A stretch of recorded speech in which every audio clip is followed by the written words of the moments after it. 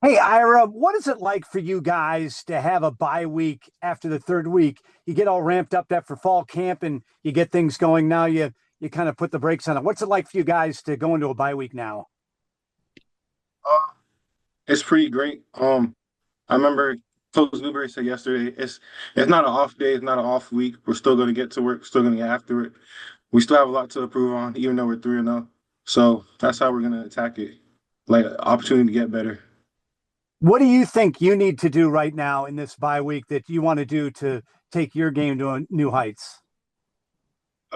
Me personally, I want to focus on the details, the fundamentals, um, like getting my eyes right, tackling, getting my spike. Coach Volker calls it spike in the shoulder. Um, Just little things like that. Just focus on the details, emphasize the fundamentals, and yeah. It seems like you personally and the team, but you personally also coming into the bye week with some real momentum. You had what I thought was your best game of the season in Tulsa. How does it feel having that good game under your belt and looking forward to getting back against Rice in a couple of weeks? Yeah, I just want to firstly just thank God for that because this time last year I was hurt.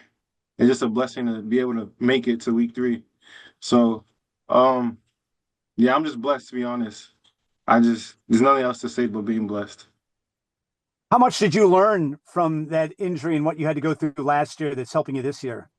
I learned a lot. A tough lesson I learned was availability is the best ability to have.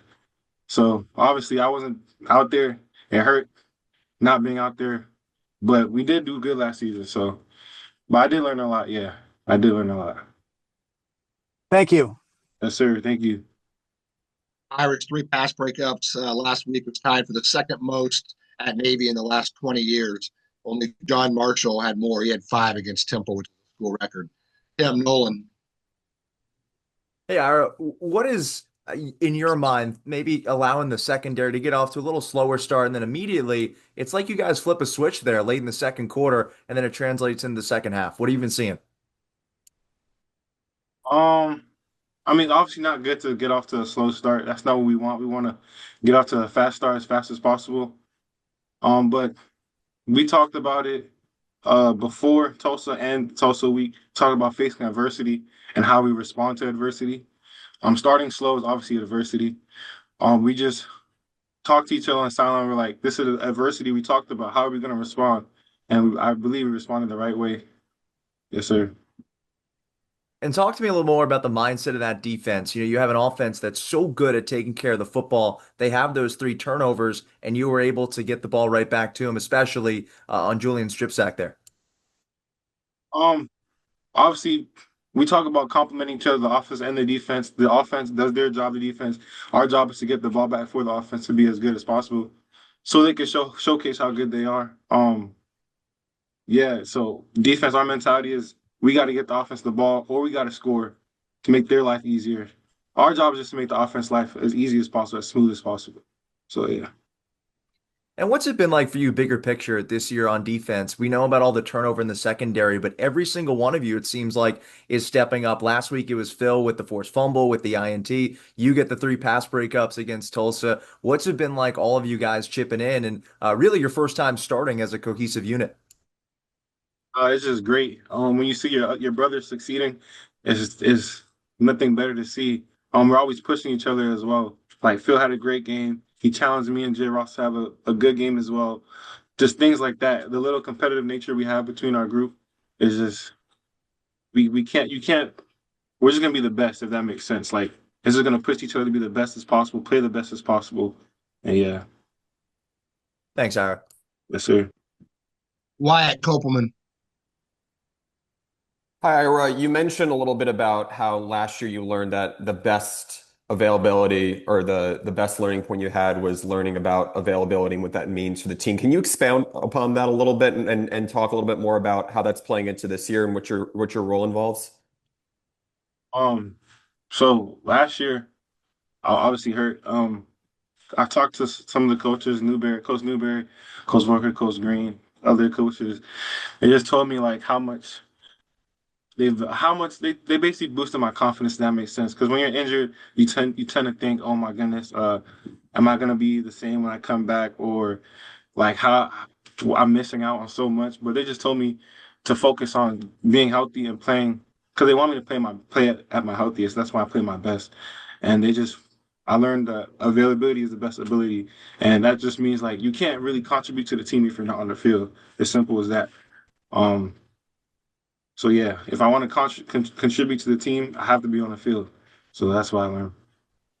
And what was the biggest challenge for you during that stretch of being injured mentally or physically? I remember, so I got hurt.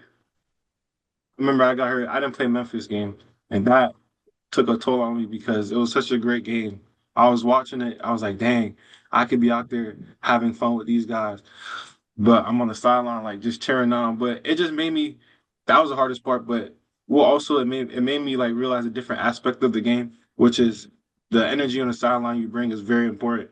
Um, I'm not a vocal person, but it did push me to be more vocal because I was on the sideline. I talked to my teammates after a good play. I said, "Good job." After a bad play, I'm like, "Keep your head up, man. Like you're good. Like you're out there playing. I'm not. Like this is a blessing." So it just gave me a different aspect of the game that I didn't really initially realize. And you and Justin Ross have seen time at the corner spot this year. How has that internal competition helped you grow, and what's it been like pushing each other in practice and on game days? Yeah, J Ross is a dog, man. Like J Ross, like everyone knows J Ross is a dog. Um, when you're battling with somebody who is as good as J Ross, it's like you have no other choice to give it your best as well. Same thing with Phil as well. Phil's a dog in himself too. Bryce Allen's a dog in himself too. So these guys just push you to give the best because the moment you don't give your best, they gotta step on you. But yeah, we're still brothers at the end of the day. I want J Ross to succeed as much as I succeed. I want Phil to succeed. I want Bryce to succeed. But we do compete. We do push each other to be the best we could possibly be. Thank you. Sir. Wags. So Ira, as a guy that saw a lot of playing time last season and did a lot of good things, was it difficult to get beaten out for the starting spot by two younger guys that hadn't played quite as much in Phil and Justin? Oh, was it difficult? Uh, I mean, yeah, I say yeah. I like feel like if you play football, you do want to play, you do want to start, but at the same time, we are brothers. Me, J. Ross, Phil, Bryce, we're all brothers. So their success is just as big as my success. So, and plus, like I said earlier, I did learn a different aspect of football, which was cheering on my brothers. So it just like I felt like it was kind of God's way of practicing what I learned, if that makes sense. Well, can you talk about how it motivated you? I mean, obviously, Coach Newberry says the rent's due every day, and Yeah. that starting jobs are not locked in for the season. You can win it back, and you obviously did well in practice last week and earned more playing time than you saw in the first two games, and went out and got three pass breakups and showed the coaching staff some things. Can you talk about that and how you respond to that kind of thing? Yeah. I know Coach Volker, he always talks about how coaches may be hard on their players, but it's on the players on how they accept the coaching. Um, I just looked at it as motivation. I looked at it as Ira, if you really want to play, if you really want to be out there, you gotta work hard. You gotta give it 100%. Um, yeah, that's basically it. It's just pushing me to give 100% every day and every game. Yeah. So in the first two games, the pass defense had a couple hiccups and gave up some yards, but I thought it was much improved against Tulsa. The numbers show that, and as showed yourself making good plays on balls, Jay Ross's interception, your pass breakups. Can you just talk about the improvement you made from UAB to Tulsa? Yeah. I mean, I feel like as the season goes on, the defense will continue to improve.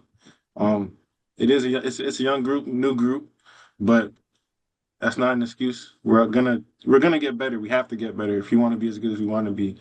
Um, I remember we emphasized communication, and that's a big thing we did versus Tulsa.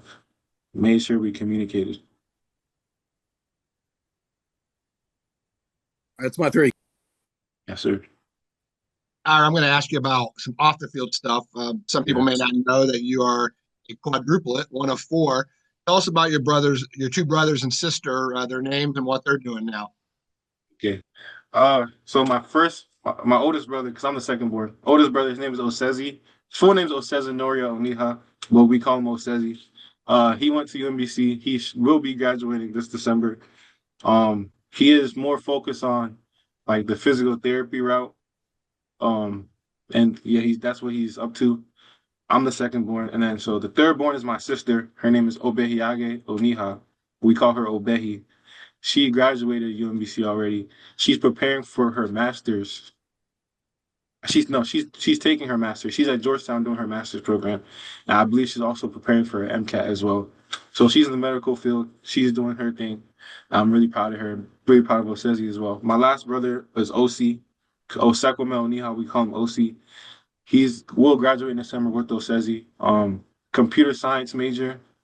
Um, yeah, they're all doing their thing. They're all just making my parents proud, making me proud, pushing me to be the best I could be. Yeah. Awesome. And so your mom and dad are from Nigeria. Obviously, the big sport in Nigeria is football, not the soccer version of football and not Yeah. American football. Have they become American football fans through you coming to Navy and playing at Navy? Yeah, I do know. So my parents initially were not on board with me playing football because of injuries and all that. They want me to get hurt. But I did when I did go to school in Nigeria and I came back, I told them, you sent me there, now I gotta play football. Like I did my part, you do your part. But let me play football in high school. And ever since high school, I remember my coaches, they just kept telling my parents like, oh, Ira has a chance, like Ira's pretty good. Like you might want to start like investing in your son. And then I believe like when I came here and last year Temple game, I believe, because that was my like best game so far. Um, I guess that like blew up I guess that just like solidified in my parents' brain, like, oh, my son actually might have a chance to play football. Well, he might be good. Um, yeah, it took some convincing with my siblings as well. So, but I'm glad they're on board now. They're just happy to see me play. They're happy to see me be happy, and they're just proud every time they come to a game. Yeah, Do they come to every Navy home game? they do. They do. Yes, sir. And then thirdly, you're probably the biggest Navy sports fan I know. I mean, every time I'm at an event, I see you there. I mean, even on Sunday, I'm at home and you text me like, "Hey, is the soccer game still going on? You want to go to it?" Why do you do that? Why do you go to so many other Navy athletic events? I think it's awesome, but I guess tell the people why you do that. My reasoning for that is, as you know, the midshipmen are forced. I don't want to say forced, but they have to come to our games, right? And to me, I mean, my roommate he's not a football player. He's just a student. I always hear them talk about like, dang, like I could have this weekend, but football takes up most of my Saturday. Football does this, blah, blah, blah. And I'm like, it's not fair on them to like have to come watch us play if they really had other things to do. So I just want to like do my part and go watch the other sports play because they're not other midshipmen are not required to go to their games as well.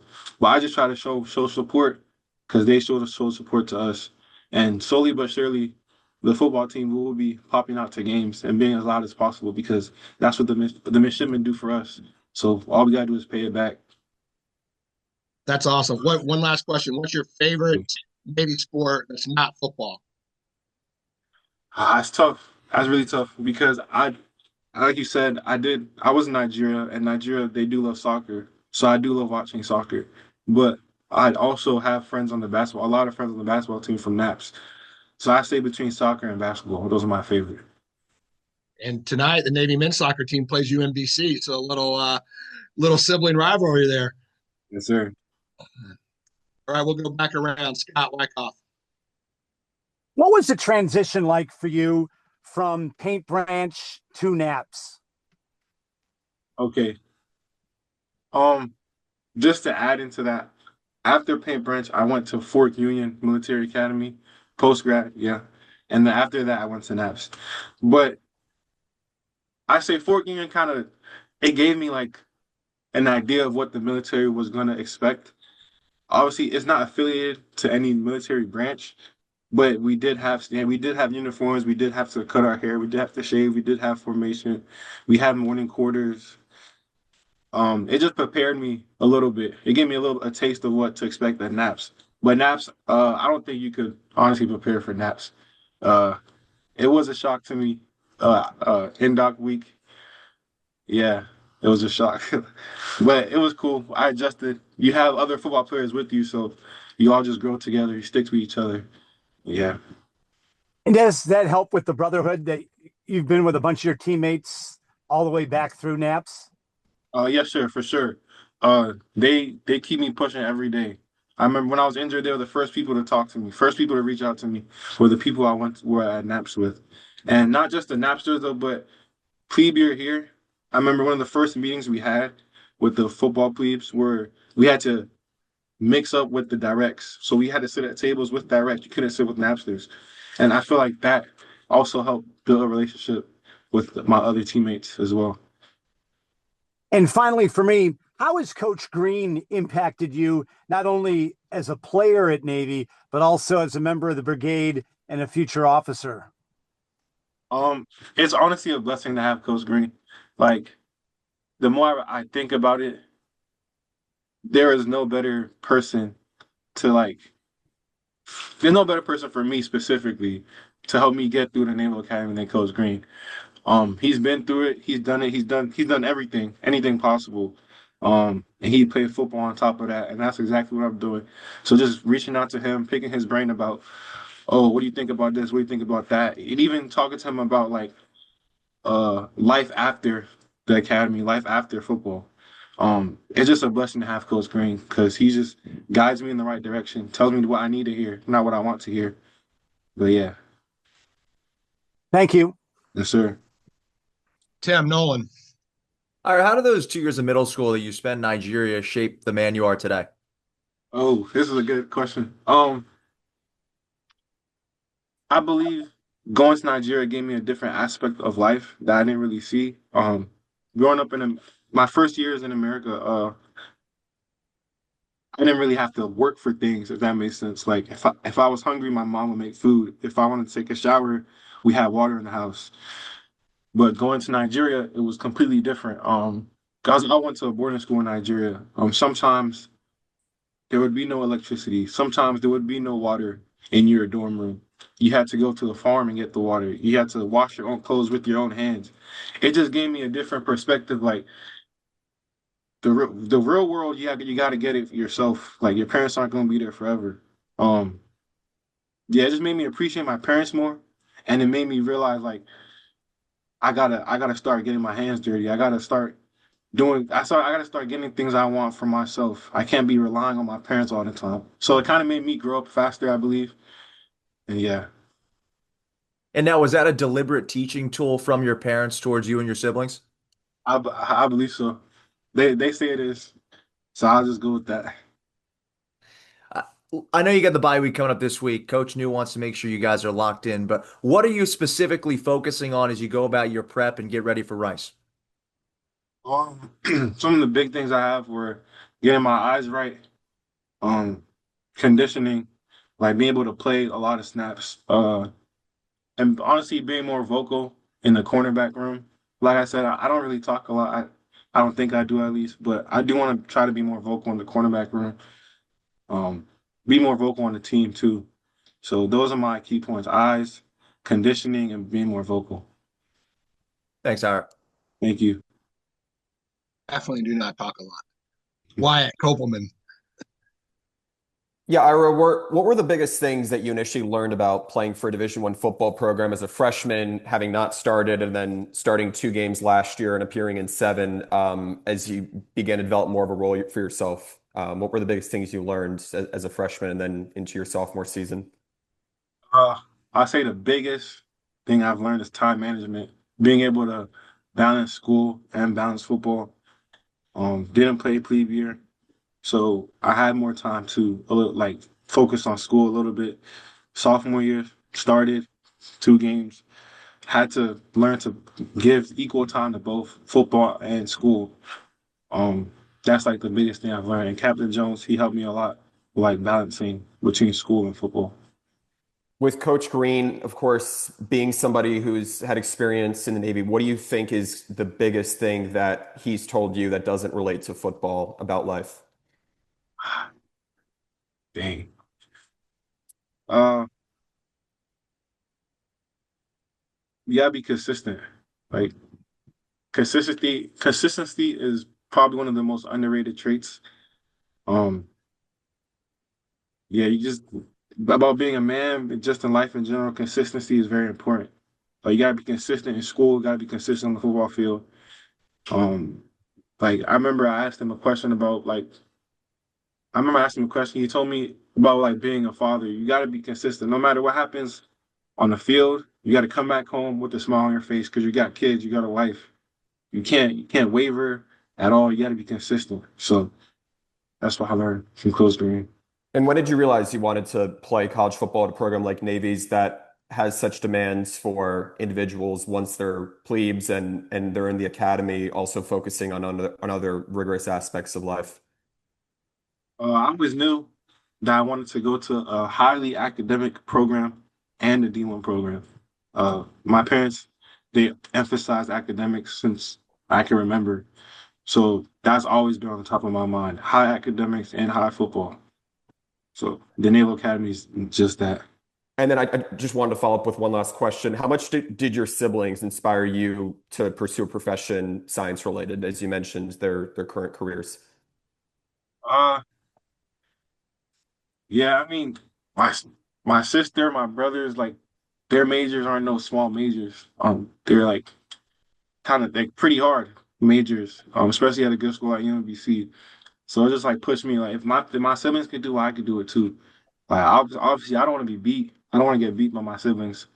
So we're also competitive as well. So yeah, Thank you. thank you. Ira got a 3.23 GPA last semester, the last in the spring, so he's doing well. Wag. Coach Newberry was talking Monday about slow starts on defense, and the coaching staff talking a little bit about how can they avoid that, maybe by simplifying some things early and giving you all a chance to settle in. Any thoughts on the slow starts, and because you all have improved and played better in the second half of the last few games? My thoughts on the slow starts are just it can't happen. Those are no goes. You cannot start slow versus we not start slow period in a football game. We're lucky to have a great offense, lucky to have great players on defense as well. Because slow starts could get you beat easily. Um, so we just gotta eliminate the slow starts. And we will eliminate the slow starts. All right, thanks, Ira. Thank you. Ira, you talked about being more vocal. In that cornerback room, you're pretty quiet. Justin Ross is pretty quiet. Bryce Allen's pretty quiet. Then you got Phil Hamilton. Is he kind of the guy who gets everybody going in there? Yeah, Phil is definitely he's the guy that gets the energy up. He's the guy who's vocal, speaks his mind, speaks what honestly what we wish we could say, but we just some reason don't say it. But yeah, Phil's that guy. Coach Green was that guy when he was a midshipman too. I'll tell you. Yeah. What's your plans for this weekend with the off weekend, no practice on Saturday?